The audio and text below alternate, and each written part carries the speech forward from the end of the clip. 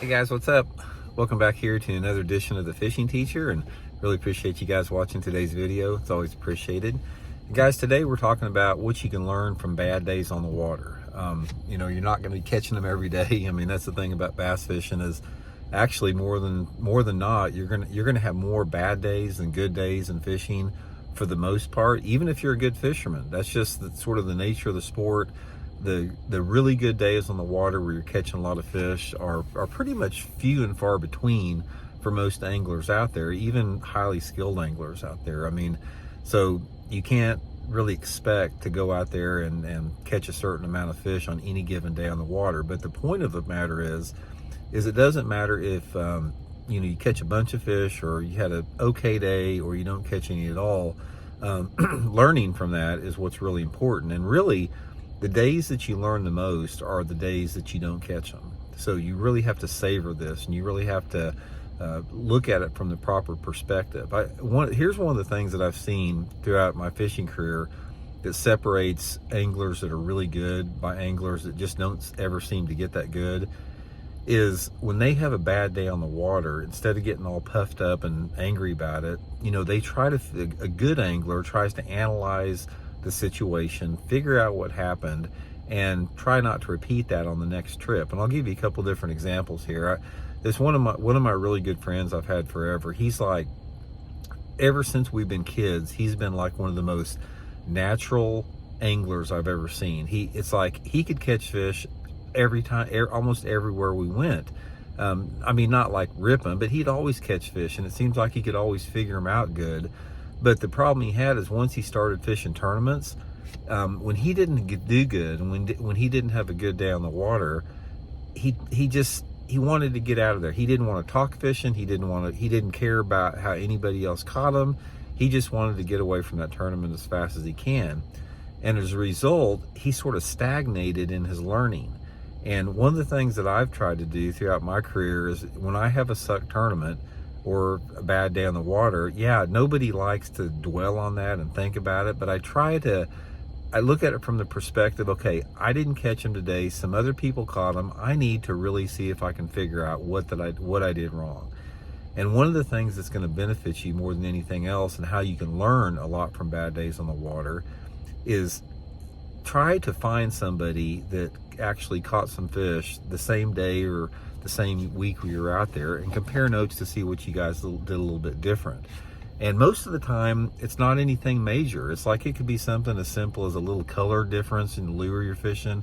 It could be something as different as like how somebody was reeling their lure in. You may have been on the clear water end of the lake, and somebody else may have been up the lake a little bit where you had a little bit more color in the water. It's never anything major. It's usually always something small. And so many times when I've had bad days in the water and I try to figure out what happened, and I'll talk to somebody that caught them, it's like, that is so simple. I can't believe that I didn't figure that out.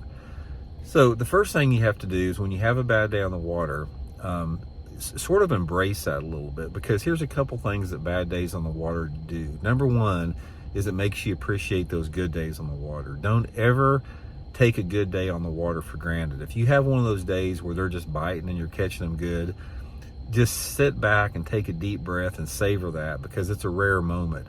And you don't have that feeling of gratitude and appreciation for those good days on the water unless you have bad days on the water to have a reference point there. So, I think it's necessary for a little bit of humility and humbleness from that point of view.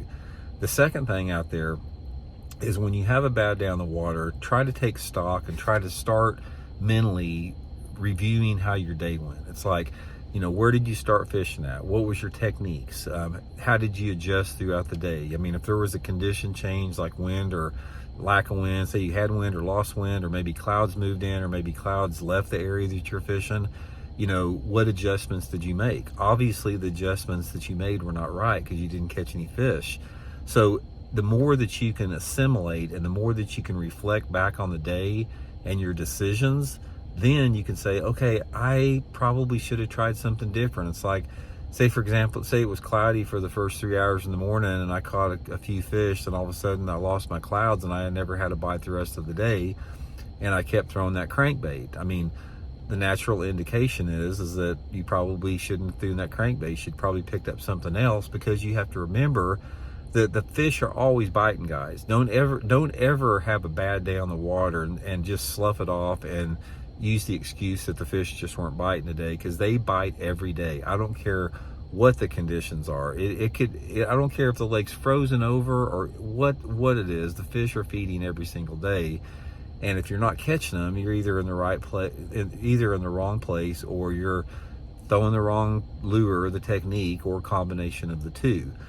So use those days. It's like there's nothing right off the bat. There's maybe not a lot you can do about it, but if you just spend the next couple days just reflecting over why you didn't catch them, the next time you're out on the water, and if you start to fall into that, mode that we all get into once in a while, it's just like, you get spun out and, you fish for 2-3 hours and the fish are biting. Think back to that day that you didn't catch them and try not to make those same, moves or the same decisions. Try to approach it with a fresh, creative, open mind a little bit. But, like I said, it's every day on the water is different. You can't ever duplicate anything. It's like there's always a conditional difference. And it's just another reason why bass fishing is one of the most, is the most difficult sport on the planet. There's just so many dang variables that are controlled and not controlled, and there's so many variables about this sport that are just a mystery that we still do not know to this day. So the only thing you can do is control what you can control, and when you have those bad days out there, you can control how you choose to look at it mentally, and you have the ability to choose how you're going to approach it the next time if you're not going to catch them. So anyway, just a few quick tips there. Appreciate you guys checking the video out, and we'll talk to you later. See you.